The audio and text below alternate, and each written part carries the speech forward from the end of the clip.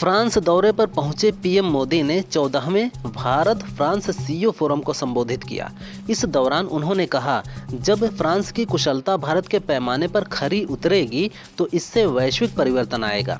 उन्होंने निवेशकों से कहा कि यह भारत आने का सही समय है। हमने हाइड्रोजन मिशन भी शुरू किया है। 2047 तक हमने 100 गीगावाट परमाणु ऊर्जा का लक्ष्य रखा है। इसे निजी क्षेत्र के लिए खोला जाएगा। इजरायली पीएम नेतन्याहू ने हमास को चेतावनी दी है कि अगर शनिवार तक बंधकों को मुक्त नहीं किया गया तो वह संघर्ष विराम से हट जाएंगे और गाजा में फिर युद्ध शुरू कर देंगे। इस चेतावनी के साथ ही नेतन्याहू ने सेना को गाजा पट्टी और उसके आसपास सैनिकों को बढ़ाने का आदेश दे दिया है। बता दें, हमास ने अब तक 21 बंधकों को रिहा किया है। कुल 70 बंधकों को रिहा करना है। गूगल के सीईओ सुंदर पिचाई ने पेरिस में पीएम मोदी से मुलाकात की। इसके बाद उन्होंने एक्स पर एक पोस्ट में लिखा, एआई एक्शन समिट के लिए पेरिस में आज प्रधानमंत्री नरेंद्र मोदी से मिलकर खुशी हुई। हमने एआई द्वारा भारत में लाए जाने वाले अविश्वसनीय अवसरों और उन तरीकों पर चर्चा की जिनसे हम भारत के डिजिटल परिवर्तन पर मिलकर काम कर सकते हैं।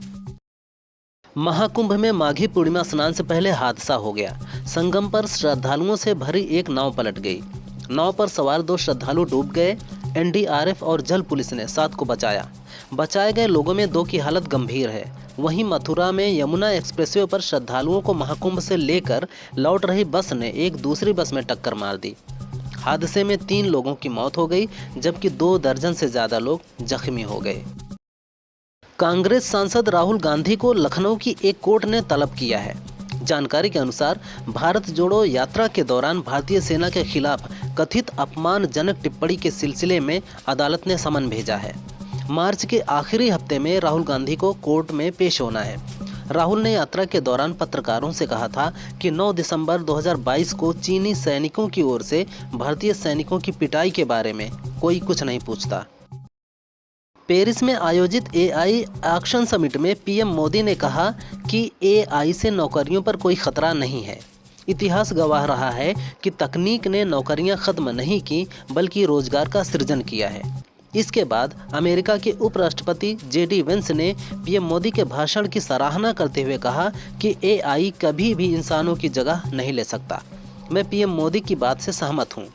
एआई लोगों को सुविधा प्रदान करेगा और उन्हें अधिक उत्पादक बनाएगा। गौतम गंभीर के कोच बनने के बाद से टीम इंडिया में बैटिंग ऑर्डर से लेकर लगातार बदलाव हो रहे हैं। इस पर पूर्व तेज गेंदबाज जहीर खान ने सवाल उठाए हैं। उन्होंने कहा कि टीम की स्ट्रैटेजी में एकमात्र अनिश्चितता ही निश्चित है और जल्द ही यह किसी न किसी तरह से टीम इंडिया को नुकसान पहुंचाएगा। जहीर खान का मानना है कि इस तरह के बदलाव प्लेयर्स के भीतर असुरक्षा की भावना पैदा कर सकते हैं। आम आदमी पार्टी संयोजक अरविंद केजरीवाल की मुश्किलें कम होने का नाम नहीं ले रही हैं। केजरीवाल के विरुद्ध सोनीपत के सीजेएम नेहा गोयल की अदालत में केस दायर किया गया है। कोर्ट ने मामले में अगली सुनवाई के लिए 17 फरवरी की तारीख तय करते हुए केजरीवाल को पेश होने का नोटिस जारी किया है। बता दें कि यमुना में जहर मिलाने संबंधी बयान पर हरियाणा सरकार ने केस दर्ज कराया है।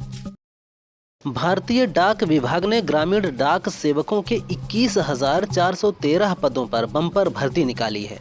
इसके लिए ऑनलाइन आवेदन की प्रक्रिया 10 फरवरी से शुरू हो चुकी है। इच्छुक उम्मीदवार इंडिया पोस्ट gdsonline.gov.in पर जाकर 3 मार्च तक अप्लाई कर सकते हैं। इन पदों के लिए 10वीं पास उम्मीदवार आवेदन कर सकते हैं। कोई लिखित परीक्षा नहीं होगी। उम्मीदवारों का चयन मेरिट के आधार पर होगा। मेरिट 10वीं में प्राप्तांकों के आधार पर बनेगी। कांग्रेस सांसद प्रियंका गांधी ने वित्त मंत्री निर्मला सीतारमण पर तीखा हमला बोला है। उन्होंने कहा, मुझे नहीं पता कि वह किस ग्रह पर रह रही हैं। वे कह रही हैं कि महंगाई नहीं है, बेरोजगारी नहीं है, कीमतों में कोई बढ़ोतरी नहीं हुई है। उन्हें शायद महंगाई और बेरोजगारी की स्थिति का सही एहसास नहीं है।